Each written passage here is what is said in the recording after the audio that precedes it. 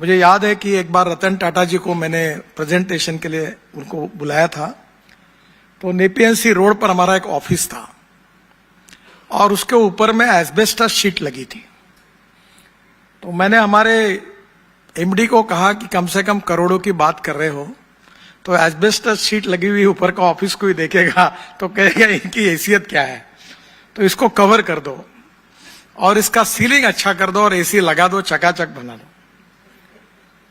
उस स्थिति में कैपिटल मार्केट में बहुत बड़ा रिस्पांस मिला और 500 करोड़ के अगेंस्ट 1200 करोड़ रुपए मिले।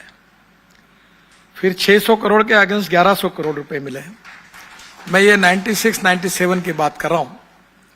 जब टाटा जी को मैंने बताया तो उन्होंने मुझे कहा कि you prove to be more efficient, और होशियार हमसे निकले हो कि आपको पैसा मिल गया।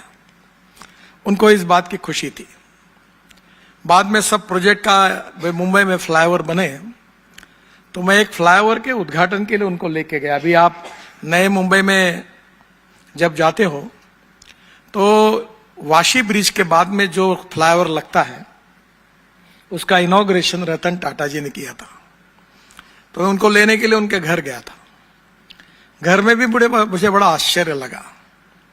वो अकेले थे, कुत्ते बहुत थे घर में, काम करने वाले सेवक 2-3 थे। इतने बड़े व्यक्ति के घर में जाने के बाद जो कल्पना करके मैं गया था वो घर बहुत ही सिंपल था।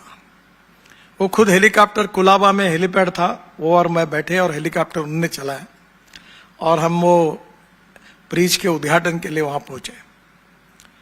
कारपोरेट लीडर करके, बिजनेस आइकॉन करके वो तो बड़े थे ही, और देश में बिजनेस आइकॉन की कोई कमी नहीं है, बहुत लोग हैं।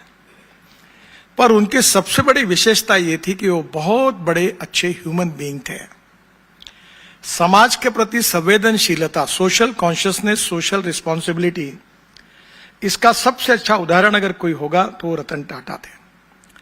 वो बहुत संवेदनशील थे और संवेदनशीलता के कारण आज टाटा सन्स एक प्रिंसिपल ऑफ ट्रस्टीशिप पर चलता है।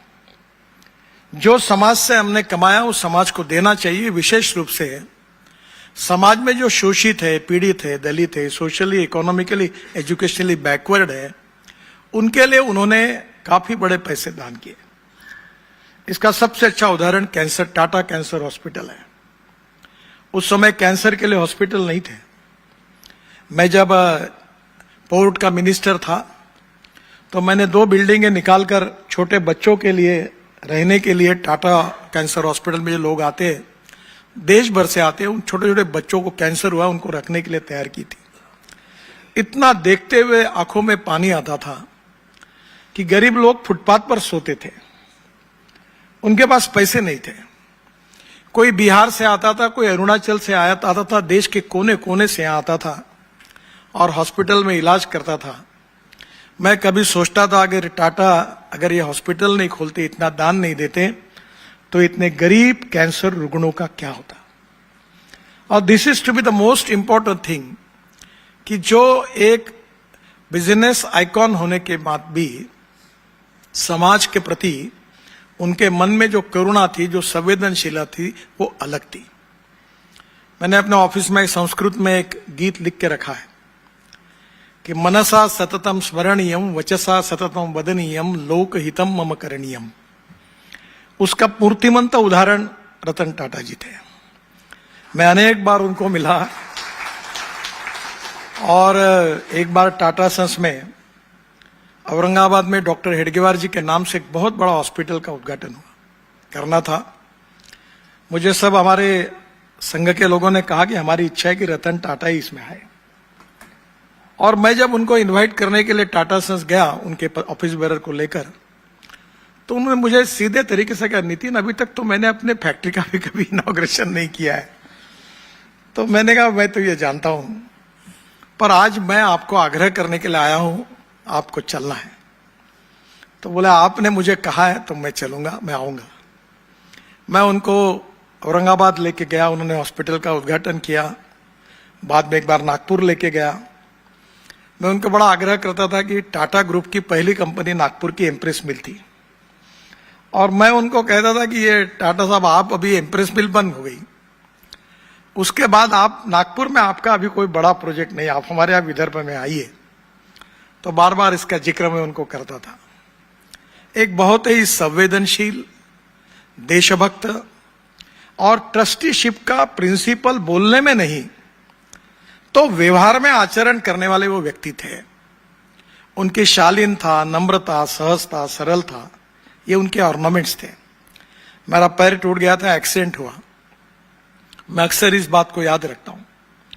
मैं उस समय मलबार हिल रहता था, रॉकी हिल में, तो मुझे मिलने के लिए आए, आधे में रास्ता भूल गए। मैं अकेला था जो फ्लैट में रहता था, बाकी 19 हाईकोर्ट जजेस रहते थे और वही मैं अकेला वहां रहता था। तो वो रास्ता भूल गए, तो मुझे फोन आया, बोले नितिन मुझे आपका घर नहीं मिल रहा। मैंने बोला आपके ड्राइवर को फोन दो। बोले आई डोंट हैव ड्राइवर, मैं खुद चला रहा हूं। फिर गाड़ी रोकी, फिर मैंने उनको एड्रेस बताया, फिर मेरे घर पर आए। इतना बड़ा व्यक्ति होने के बाद उनकी नम्रता, शालीनता, सहजता, ये उनके बिजनेस एम्पायरशिप से भी ज्यादा बड़ी थी।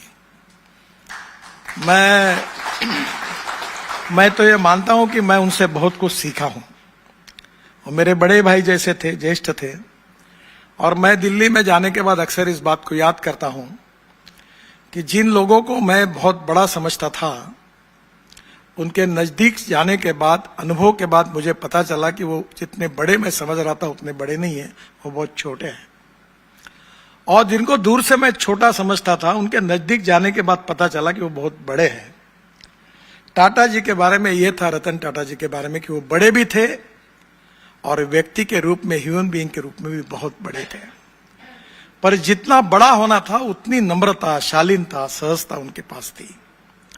और इसलिए बिजनेस आइकॉन के रूप में तो वो जाने जाएंगे, उनका एम्पायर बहुत बड़ा है, चंद्रशेखर जी के नेतृत्व में वो बढ़ रहा है। पर ये बहुत ऐसे ग्रुप है, आएंगे जाएंगे, पर उनका स्वभाव, उनका व्यक्तित्व, उनका कर्तृत्व, उनका बहुत ही सिंपल रहन सहन, चाल चलन, व्यवहार और चरित्र, ये बहुत ही सामान्य व्यक्ति जैसा था। ये मुझे लगता है ये सबसे आइडियलिस्टिक, आइकॉनिक पर्सनैलिटी थी कि जो हमारे लिए आदर्श है। और इसलिए मैं बहुत बार कहता हूं कि जिन लोगों से कुछ सीखने के लिए मिला है, उनमें से रतन टाटा एक है।